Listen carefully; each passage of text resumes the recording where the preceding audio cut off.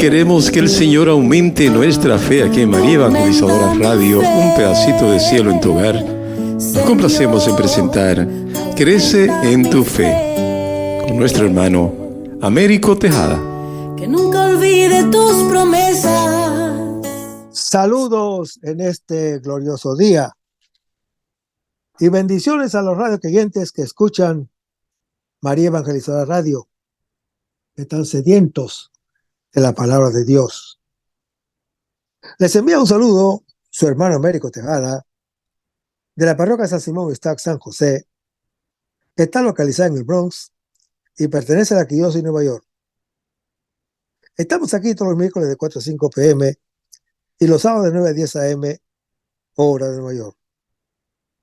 En este segmento de estudio bíblico titulado Crece en tu fe, estamos estudiando el credo de los apóstoles, que es la profesión de nuestra fe, donde confesamos una sola fe en los misterios, en las doctrinas que solo podemos conocer gracias a la revelación divina que nos afirma que Dios es una trinidad de personas divinas y nos dice que no creemos en fórmulas, sino en las realidades que esas fórmulas expresan, y que la fe nos permite tocar.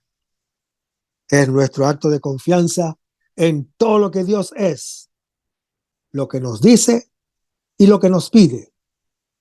Nuestro objeto no es un enunciado, sino una persona, porque no se puede amar a quien no se conoce.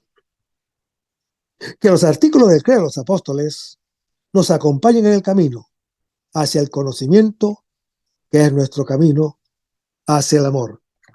Vamos a comenzar este segmento con oración. Lo hacemos en nombre del Padre, del Hijo y del Espíritu Santo. Señor, que todo lo que hagamos este día inicie con tu bendición y termine con tu ayuda. Que todo lo que digamos este día sea motivado por tu amor e inspirado por tu gracia. Que nuestras obras de este día reciban tu inspiración y perduren en tu paz. Todas estas cosas, Padre Celestial, te las pedimos en el luz y poderoso nombre de tu Hijo Jesús, que vive y reina en uno del Espíritu Santo, quien es Dios, por los siglos de los siglos. Amén. Los créditos de estudios bíblicos son dados al doctor Scott Hahn, a la Biblia de Jerusalén y a la hermana Emily Morán y su ministerio de música. A los hermanos y hermanas que viven en el Bronx, para invitarlos a nuestro ciclo de oración de la parroquia San Simón Stack San José, que está localizada en el 2191 Valentine Avenue, esquina calle 182, comenzando con la misa a las 7:30 p.m. todos los viernes por la noche. Para anunciarles que también tendremos una misa de sanación el segundo viernes de cada mes a las 7:30 p.m. Se impartirá el sacramento de la unción de los enfermos y también se orará por los enfermos. Así que traigan todos sus enfermos o vengan para orar por ellos. Habrá acceso para personas en silla de ruedas. En el segmento anterior estábamos hablando un poquito sobre Efesios capítulo 1 y decíamos que el apóstol San Pablo, al proclamarse apóstol de Jesucristo, el apóstol Pablo confiesa que está consagrado por entero a servirlo en la misión que le ha confiado. El título Cristo Jesús, preferido aquí a Jesucristo, no solo es un nombre propio del Señor, sino que subraya su calidad de Mesías, en quien se han cumplido las promesas mesiánicas hechas por Dios a través de los profetas. El llamado a ser apóstol indica un acto del beneplácito divino, en virtud del cual el apóstol San Pablo recibió la misión de ser apóstol. La palabra apóstol equivale al hebreo salaya, que significa enviado. Dice, reciban gracia y paz. Hermanos, gracia y sobre todo paz, como lo anuncia el profeta Isaías en su capítulo 9, son dones de la era mesiánica. Dice, bendito sea Dios. Por lo general, el apóstol San Pablo comienza sus cartas con una fórmula de alabanza y de acción de gracias. Pero aquí, la oración se prolonga en una proclamación del plan salvífico de Dios. Toda la epístola se mantiene en una perspectiva celestial y cósmica. Comienza por una amplia alabanza en la que el Padre Celestial es la fuente y el fin de todas las bendiciones espirituales, como el llamamiento de los elegidos a la vida bienaventurada, a la filiación divina en Jesucristo, la obra histórica de la redención, la revelación del misterio, la elección de Israel, el llamamiento de los gentiles a participar de la salvación. Dice, nos eligió. El término griego es el mismo que aparece en la versión de los 70 para designar la elección de Israel. Pero el apóstol dice, nos eligió en Él, o sea, en Cristo. Hermanos, la elección para formar parte del pueblo de Dios se hace universal. Todos estamos llamados a la santidad según lo anuncia Mateo capítulo 5. Y del mismo modo que en el Antiguo Testamento, la víctima que se ofrecía a Dios debía ser perfecta, debía ser sin mancha o defecto alguno, según lo anuncia Éxodo capítulo 12. La santidad a la que Dios nos ha destinado ha de ser inmaculada y plena, como adelante probaremos. Manteniendo pues esta regla, aunque otros digan muchas cosas diversas, fácilmente les probaremos que se han desviado de la verdad. Según San Ireneo, gran santo de la Iglesia Católica, la regla es el criterio que sirve para probar la doctrina y para desenmascarar a los herejes. He aquí la regla de nuestra fe, el fundamento del edificio y el sostén de nuestra conducta. La vida de San Ireneo coincidió en el tiempo con la de Tertuliano, un converso que escribía desde Cartago, en el norte de África. Ambos hombres mostraban intereses semejantes.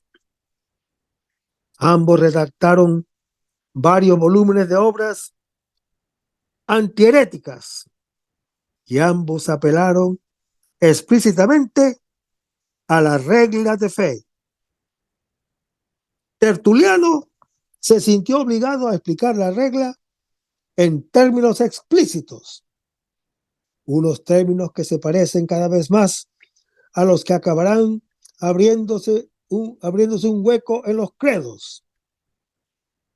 Su declaración más concisa de la regla se encuentra en el tratado sobre el velo que han de llevar las vírgenes.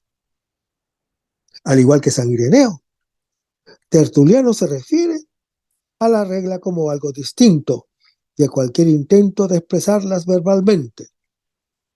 Del mismo modo que el Evangelio es distinto, aunque no independiente, de los evangelios escritos. Hermanos, la regla de la fe es en todo tiempo inmutable e irreformable. Consiste en creer en un solo Dios todopoderoso, creador del mundo, en Jesucristo, su Hijo, nacido de la Virgen María, crucificado bajo Poncio Pilato, resucitado de entre los muertos al tercer día, recibido en los cielos, que está sentado ahora a la diestra del Padre, de donde vendrá a juzgar a los vivos y a los muertos por la resurrección de la carne. Hermanos, la regla de fe no es la totalidad de la fe, sino la enseñanza más fundamental y esencial de la jerarquía y de la verdad de fe. Lo anuncia el Catecismo de la Iglesia Católica en su numeral 234. Y en la antigüedad, su expresión, pese a contar con la aceptación general, nunca estuvo codificada. La forma verbal que adopta en las obras de autores tan distintos y tan dispersos geográficamente como San Ireneo de León y Tertuliano de Cartago, Clemente de Alejandría, San Hipólito de Roma y muchos otros. Es semejante pero no idéntica. Normalmente, la expresión que tomaba se confeccionaba a la medida de las exigencias planteadas por las circunstancias. Si un autor se enfrentaba a alguna herejía en concreto, hacía hincapié en la doctrina amenazada por los herejes. Por eso San Ireneo insistió en la bondad de la creación, Tertuliano en la divinidad una y trina, y San Clemente de Alejandría en la necesidad de la Iglesia. Tertuliano reconocía que la doctrina cristiana se desarrolla a medida que la Iglesia va profundizando gradualmente en su comprensión de la verdad. Pero todo desarrollo legítimo está supeditado a la regla de fe y nunca debe contradecirla. Conservando esta ley de la fe, todos los demás aspectos de los discípulos y de la disciplina y la conducta admiten novedad en la corrección, creciendo hasta el fin la gracia de Dios. La regla es la salvaguardia contra los excesos de la especulación teológica. Esta regla fue enseñada por Cristo y nos suscita entre nosotros otras preguntas y aquellas que presentan las herejías y que convierten a los hombres en herejes. A medida que la fe iba afrontando desafíos y disensiones venidas tanto de sus perseguidores como de los herejes, las iglesias se vieron en la necesidad de concretar la regla de fe con mayor detalle y precisión. En el Egipto del siglo III, Orígenes estableció las 7 categorías generales de la regla que consideraba esenciales. Primero, la unidad de Dios y su papel como creador. Segundo, la divinidad del Verbo, hecho carne en Jesucristo.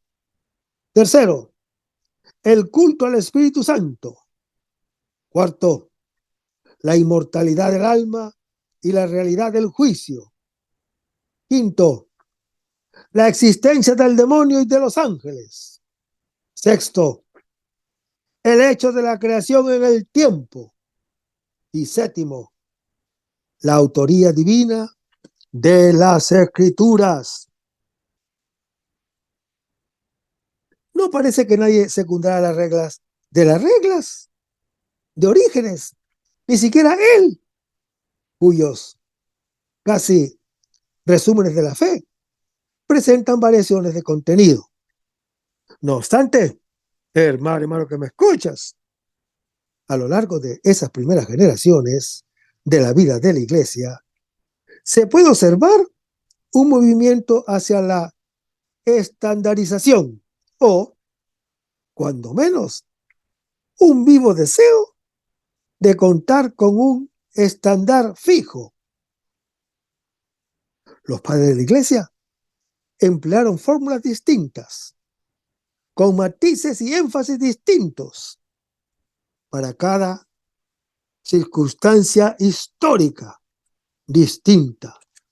Aún así, no cabe duda de que fueron suficientes 2 siglos para constatar patrones recurrentes de provocación y respuesta. Y se preguntaban si Jesucristo es el mismo ayer y hoy y por los siglos, según Hebreos capítulo 13.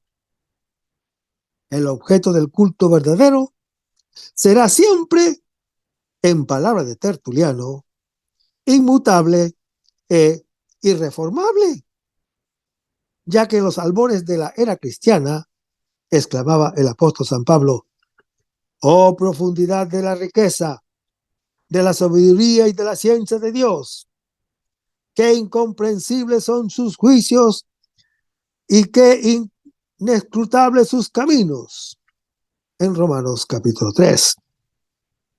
Unas palabras que no eran menos ciertas en el siglo III.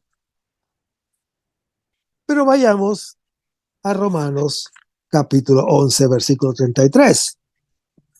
Hermanos, el apóstol San Pablo ha puesto al final de este capítulo un himno de glorificación a Dios. San Pablo ha terminado la sección dedicada a mostrar la admirable misericordia de Dios respecto de la humanidad entera, dividida en 2 grandes conjuntos, los judíos y los gentiles, y prorrumpen un himno de gloria y alabanza para celebrar los inescrutables designios de su providencia divina. Este himno, hermano que me escuchas, menos ardiente que el cántico al amor de Dios que él describe en Romanos capítulo 8, es, sin embargo, más solemne, es más profundo, es más contemplativo, porque nos anuncia la salvación por la fe en Dios, que, según el designio de Dios, el evangelio se anunciará a todas las gentes para salvación de los que creen, que, juntamente con los profetas y el mismo apóstol San Pablo, la iglesia espera el día conocido solo por Dios, en que todos los pueblos, con una sola voz, invocarán al Señor y le servirán bajo un mismo yugo. Lo anuncia el profeta Sofonías en su capítulo 3. Sin embargo, hermano que me escuchas, el apóstol Pablo no especifica más.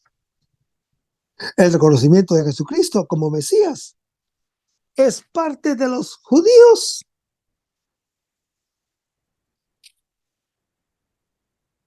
Es parte de los judíos. Por parte de los judíos. Es un misterio. Y no sabemos cuándo tendrá lugar. Lo cierto es que Dios es siempre fiel a sus promesas y no ve y no se vuelve atrás. Dice, oh profundidad de la riqueza y de la sabiduría y de la ciencia de Dios.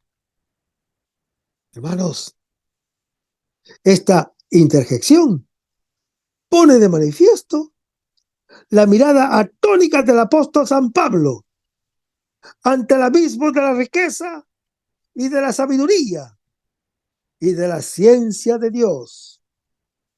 Los 3 genitivos en coordinación apuntan a tres atributos divinos, a saber, la riqueza de su bondad y de su misericordia, según lo anuncia el apóstol Pablo en su epístola a los Romanos, capítulo 2. Su sabiduría, que brilla con esplendor en la ordenada disposición del plan salvífico, según lo anuncia el apóstol San Pablo en su primera epístola a los Corintios, capítulo 2. Y su ciencia, que lo conoce todo, con mirada intuitiva y penetrante, según lo anuncia el apóstol Pablo en su epístola a los Colosenses, capítulo 1. Hermanos, el hombre es incapaz de comprender a fondo los decretos de Dios y no puede seguir las huellas de los senderos por donde Él transita para la realización de sus designios eternos. Lo anuncia Proverbios capítulo 25. Hermanos, el apóstol San Pablo alude a dos referencias bíblicas para ilustrar su apreciación del misterio divino. El primer texto es Isaías capítulo 40, donde se lee: ¿quién abarcó el espíritu de Yahvé? ¿Y cómo consejero suyo le enseñó? Este texto que el apóstol San Pablo había citado en 1 Corintios capítulo 2, donde leemos: ¿por qué? ¿Quién conoció la mente del Señor para instruirle? Pero nosotros tenemos la mente de Cristo. Hermanos, todo esto tiene que ver con el pasaje sobre la sabiduría comunicada por el Espíritu Santo que se lee en Job capítulo 15. Has asistido al consejo divino y has asimilado la sabiduría. El segundo texto de Job capítulo 41, donde se lee: ¿quién le plantó cara y salió ileso? Nadie bajo los cielos. Con esto se enfatiza que nadie puede exigir la salvación como una retribución merecida por algo que el creyente le hubiera dado primero a Dios. Hermanos, ante la grandeza de Dios, ¿qué puede hacer el hombre? No puede hacer otra cosa que rendirle adoración y elevar hacia Él un himno de glorificación, pues todo, absolutamente todo, viene de Él, como de su fuente. Todo subsiste por Él y todo se dirige a Él como hacia su último fin, sin afirmar una presentación trinitaria personal. En este himno, hermano que me escuchas, es de notar, sin embargo, el ritmo y el movimiento de un dibujo trinitario. Tres son los atributos divinos: riqueza, sabiduría, ciencia. Tres interrogaciones bíblicas, tres relaciones de las cosas a Dios, de Él, por Él, a Él. Para Él, pues la gloria por los siglos de los siglos. Amén. En la llamada de la Iglesia a la regla de fe, no se descubre sino el reflejo del misterio de Dios y del asombro de su pueblo. Ninguna fórmula era capaz de contener a un Dios infinito y eterno. Lo que los creyentes pretendían proteger con su búsqueda de una profesión de fe más preciosa era el misterio mismo de Dios. No se trataba de una mera cuestión de lógica, sino de amor. Un amor divino, un amor sin límites que los herejes del siglo IV quisieron ligar al tiempo. Estaba en juego el vínculo familiar.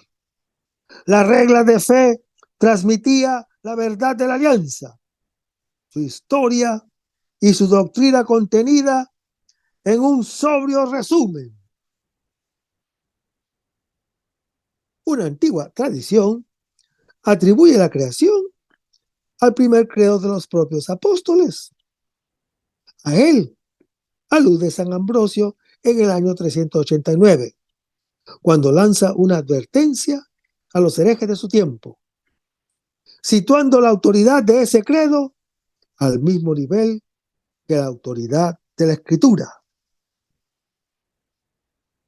Si no le dan crédito a las enseñanzas de los sacerdotes, que den crédito a las palabras de Cristo, que den crédito a las sentencias de los ángeles, que dicen, para Dios no hay nada imposible, en Lucas capítulo 1.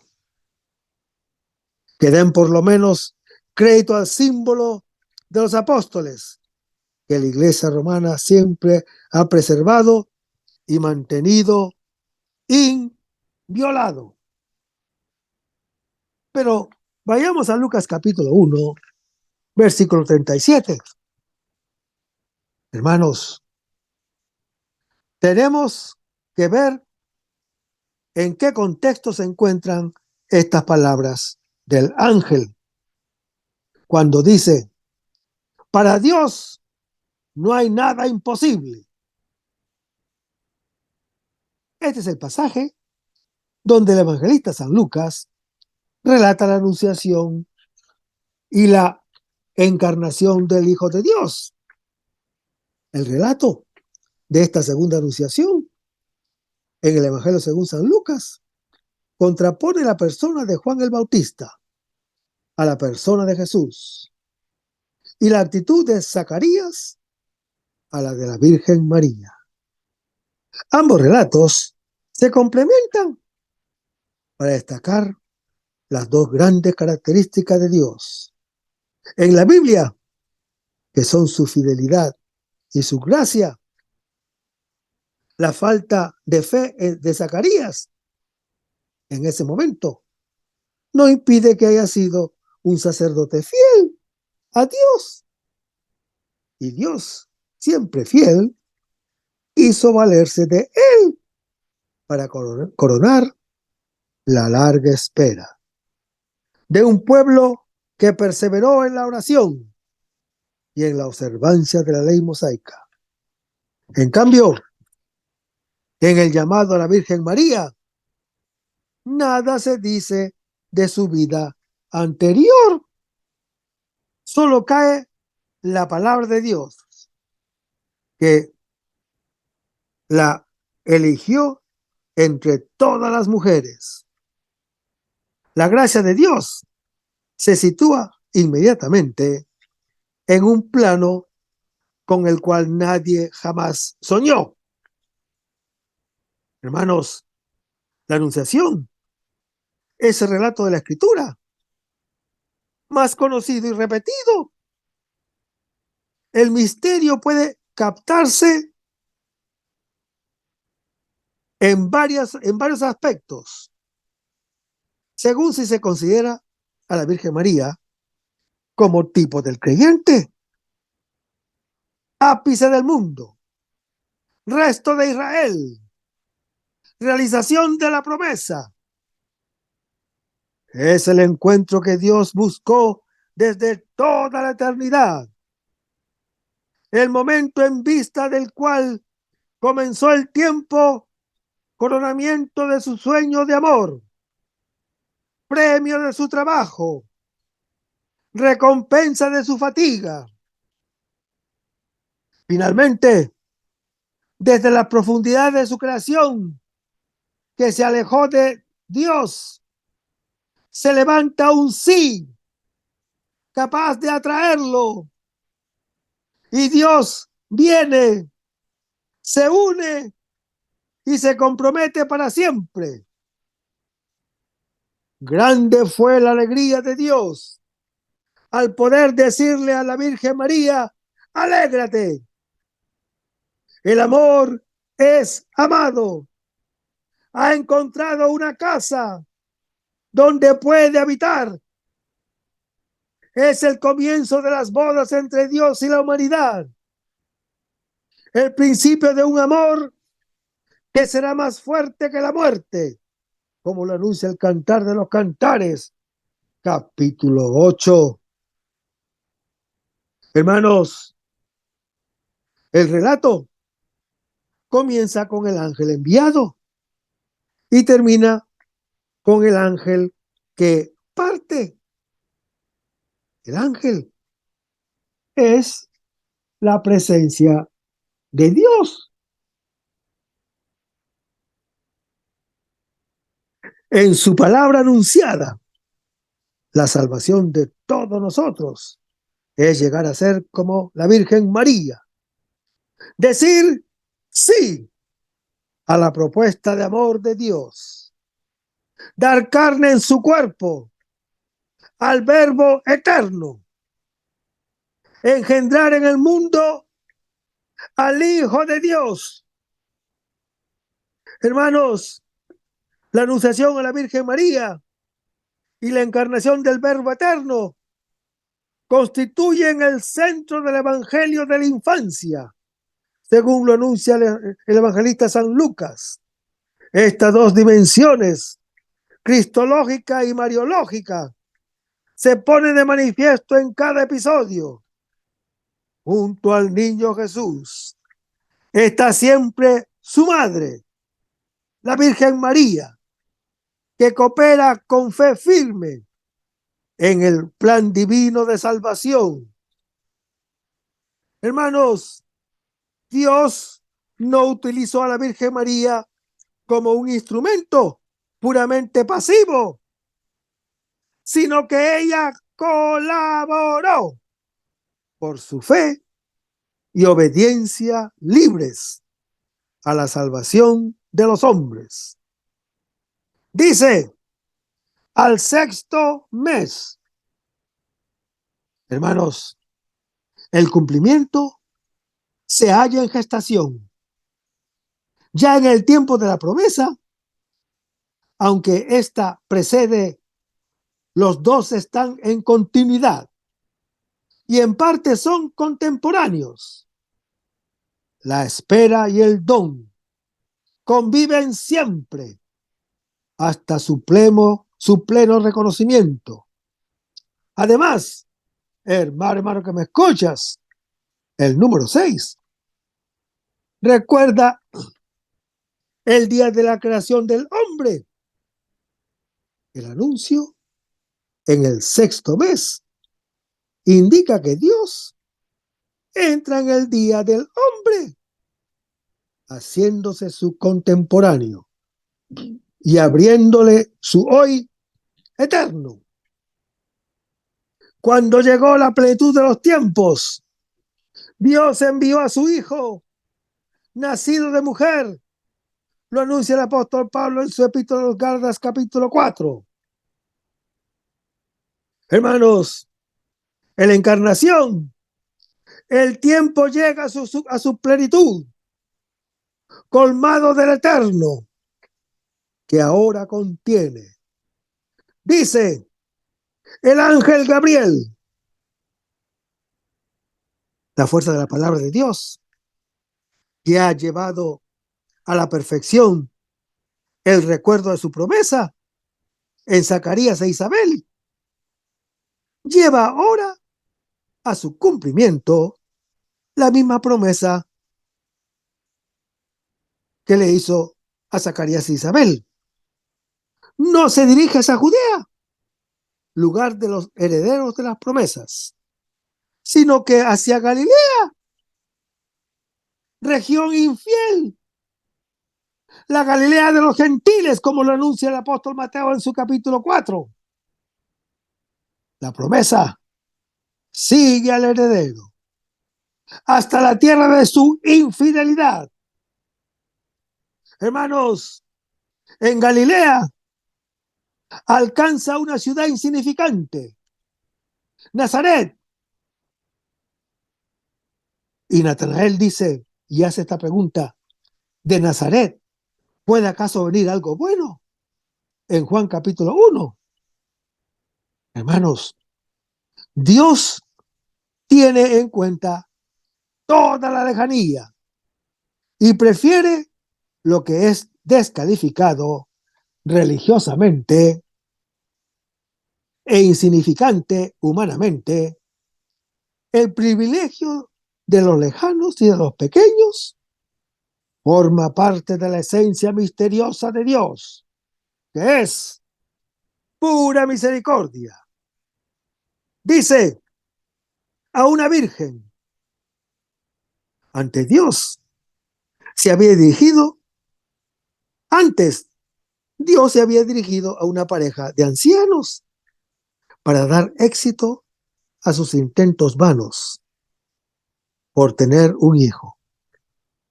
El anuncio de Zacarías sirve precisamente para hacer comprender que Dios, y solo Él, ofrece futuro y salva. Ahora, en cambio, se dirige a una virgen y se entrega a ella como hijo suyo, para hacer comprender que el futuro y la salvación de la humanidad viene solo de Dios y es Él mismo. La realización supera toda expectativa. Hermanos, el evangelista Lucas usa 3 veces la palabra virgen. Al hacerlo retoma la profecía muy importante de Isaías capítulo 7, donde se lee: el Señor mismo va a darles una señal. He aquí que la Virgen está encinta y va a dar a luz un hijo y le pondrá por nombre Emmanuel. Hermanos, el misterio de la encarnación comporta que la Virgen María es virgen antes, en y después del parto, que concibe sin intervención de varón y que el niño, verdadero hombre por ser hijo de María, es al mismo tiempo hijo de Dios, en el sentido más fuerte de esa expresión. La virginidad de María indica ante todo que lo que nace de ella es un puro don. El futuro ofrecido en ella a toda la humanidad es gracia y don de Dios. Aún más, hermano que me escuchas, es el mismo Dios como gracia y don. En la Virgen María no existe ninguna acción humana, solo Dios actúa. En la Virgen María se realiza el misterio de la fe, aceptar a Dios tal como Él es. La Virgen María es figura de todo creyente y de toda la iglesia que, en la fe, concibe lo inconcebible, que es el mismo Dios. La Virgen María ya está comprometida con José, que, según la ley mosaica, le daba todos los derechos del matrimonio. Prometida a José, la Virgen María ya era suya, pero quedando bajo el techo paterno, a raíz del matrimonio. José la llevaría a su casa y dependería legalmente de él. Dice: la casa de David. Hermanos, la genealogía tan apreciada en Israel transmite de padre a hijo la promesa de Dios a través de las generaciones. Los padres viven esperando a los hijos y los hijos viven a la espera de los padres. A la casa del rey David, que había construido una casa al Señor, que luego es la Virgen María. El Señor había prometido una casa definitiva para que habitara en ella. Pero no es el hombre el que construye la morada de Dios, sino que Dios que se convierte en casa para aquel que le entrega como don una casa, según lo anuncia 2 Samuel capítulo 7. Dice, alégrate. Es el único saludo de Dios que comienza así. En general, encontramos el no temas. El temor es el preanuncio de su visita. La alegría, el perfume que deja el saludo del ángel, es análogo a la promesa de Sofonías capítulo 3, donde leemos, grita, alborozada Sión, lanza clamores Israel, celébralo de todo corazón, ciudad de Jerusalén. Yahvé, rey de Israel, está en medio de ti. Regocíjate, porque ha llegado el momento prometido. Y la Virgen María puede decir no solamente, mi gozo es el Señor, como está en el Salmo 104, sino incluso, el Señor es mi alegría. Su vacío ha sido colmado. La ausencia se ha convertido en presencia. Alégrate. Es, en síntesis, la finalidad de toda la revelación. La propuesta que Dios hace al creyente es el ofrecimiento de su alegría, que es Él mismo. Únicamente la Virgen María podía comunicar a la iglesia primitiva el secreto de la concepción de Jesús. Alégrate. Es un llamamiento al gozo mesiánico inspirado en Isaías capítulo 12, donde se lee, den grito de gozo y júbilo, moradores de Sión, que grande es en medio de ti el Santo de Israel. Hermanos, este es el llamado gozoso que los profetas en el Antiguo Testamento dirigían a la hija de Sión, o sea, a la comunidad de los humildes que se mantenían a la espera de la salvación. Y el ángel le llama a María la llena de gracia, o sea, llena del favor divino. El término no tiene connotación moral, sino connotación ontológica. Y su opuesto es desgraciada. Es a la cual Dios le ha concedido la gracia de salvarla del vacío al concederle la gracia de sí mismo. Dice, llena de gracia, y ese es su nombre. Llamamos gracia lo que se origina en el Dios viviente, pero que ha de germinar en el creyente, como lo anuncia el profeta Isaías en su capítulo 45. Hermanos, la Virgen María es llena de gracia, ya que Jesús ha de nacer de ella. Como nace del Padre, el Señor está contigo, le dice el ángel a María, lo mismo que le dice a Josué en Josué capítulo 6. Todo creyente desde siempre ha deseado estar con Dios. Toda religión nace de ese deseo, pero Dios habita en un lugar inaccesible. Por consiguiente, no puede limitarse a ser un deseo imposible del creyente, que necesariamente le hace falta. Ahora, hermano que me escuchas, en cambio, el que es infinitamente lejano se ha hecho cercano. El eterno entra en el tiempo. El Altísimo se ha inclinado. El inmenso se ha concentrado y se ha hecho pequeño. Como el creyente no puede estar con Dios, Dios ha decidido estar con el creyente.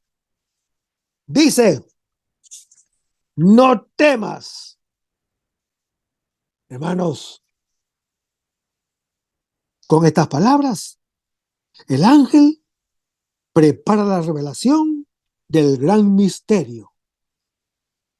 Lo que Moisés, que lo deseaba, no pudo ver, sino de espaldas, según Éxodo capítulo 33.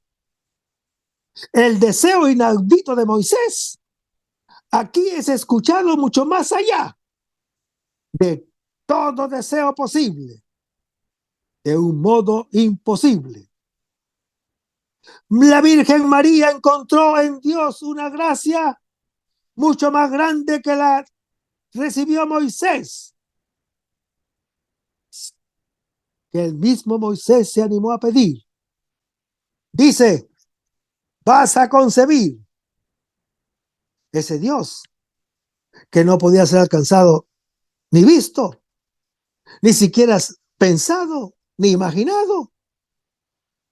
Tú, Virgencita María, lo concebirás y lo abrazarás. Tú, Virgencita María, lo engendrarás y lo llamarás por su nombre. Hermanos, esta es la gracia que Dios le concede a la virginidad de María. Concebir el inconcebible. Engendrar a aquel que lo hizo todo. Dar nombre al innombrable. Que ahora en adelante, el nombre que está sobre todo nombre será Jesús. Dice, Él será grande, no solo ante los ojos de Dios, sino también ante los ojos de los creyentes. En efecto, será el Hijo del Altísimo. Hermanos, la misma altura de Dios, inclinado sobre el creyente. El ángel revela la identidad y la misión del Hijo de Dios que va a concebir. Primero lo expresa con las imágenes del Antiguo Testamento, inspirándose en los anuncios de personajes famosos. Después, cuando contesta María, el ángel declara el misterio de Dios Trinidad. El ángel aplica al Señor Jesús la profecía del profeta Natán, que está narrada en 2 Samuel, capítulo 7. Será el Mesías, descendiente del rey David. En el centro de esa promesa se encuentra el anuncio de un reino de justicia y de paz. Dice, el Espíritu Santo vendrá sobre ti. Hermanos, el Espíritu Santo que aletaba sobre el caos primordial, que cubría el monte Sinaí y el arca en la tienda del encuentro, donde fue dada y custodiada la palabra de Dios. Ahora, entre en acción de una manera nueva y definitiva. En efecto, el que nacerá en el seno de la Virgen será santo, hijo de Dios. O sea, el mismo Dios. Ese Espíritu Santo que incuba la noche de la creación, que fue sombra sobre el desierto de Sinaí y fue nube sobre la tienda del encuentro, y luego en el templo de Salomón, envolverá también a la Virgen María, verdadera arca de la nueva alianza, nuevo templo que contiene la palabra de Dios. El poder del Altísimo es otra forma de designar al Espíritu Santo, que es el soplo, portador de las energías divinas. Dice: he aquí la esclava del Señor. Hermanos, la Virgen María se llama esclava porque está totalmente dispuesta a obedecer, a dejar espacio a la palabra de Dios. En este he aquí de la Virgen María, la esclava de Dios, está el he aquí de Dios, el sí de la sierva. Acoge el sí eterno de Dios al creyente. Y el resto, hermano que me escuchas, lo vamos a ver en el próximo segmento. Manténganse en sintonía. Vamos a pedirnos con oración. Lo hacemos en el nombre del Padre, del Hijo y del Espíritu Santo.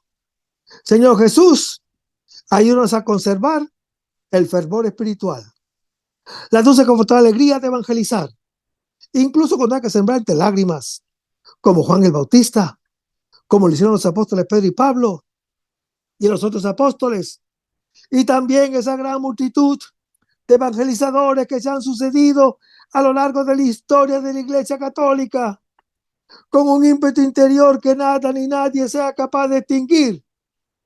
Señor Jesús, que sea esta la mayor alegría de nuestras vidas entregadas al Evangelio, y ojalá que el mundo actual pueda así recibir la buena nueva de tu Evangelio, porque tenemos la tarea de anunciar el reino de Dios y de implantar tu iglesia en este mundo que todavía no te conoce.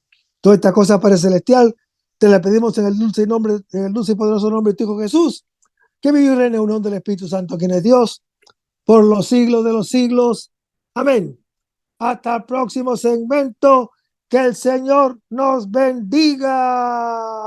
Aumenta mi fe, Señor, aumenta mi fe.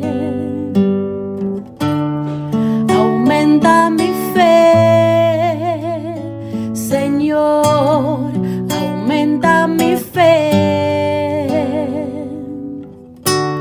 Que nunca olvide tus promesas, que nunca olvide tus palabras, que Él lo crea, que no lo dude jamás. Tu palabra me dice: todo el que pide se le dará, y el que toque a la puerta se le abrirá. Todo es posible para ti, Señor. Aumenta mi fe, Señor, aumenta mi fe. Aumenta mi fe, Señor, aumenta mi fe. Aumenta mi fe, aumenta mi fe, aumenta mi fe, aumenta mi fe, aumenta mi fe,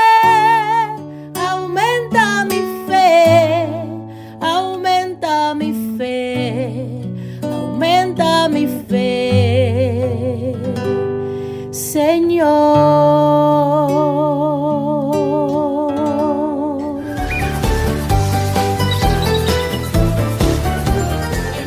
María Evangelizadora Radio. Un pedacito de cielo en tu hogar. Evangelizando para el mundo. 100% católica. Sí, yo estoy aprendiendo.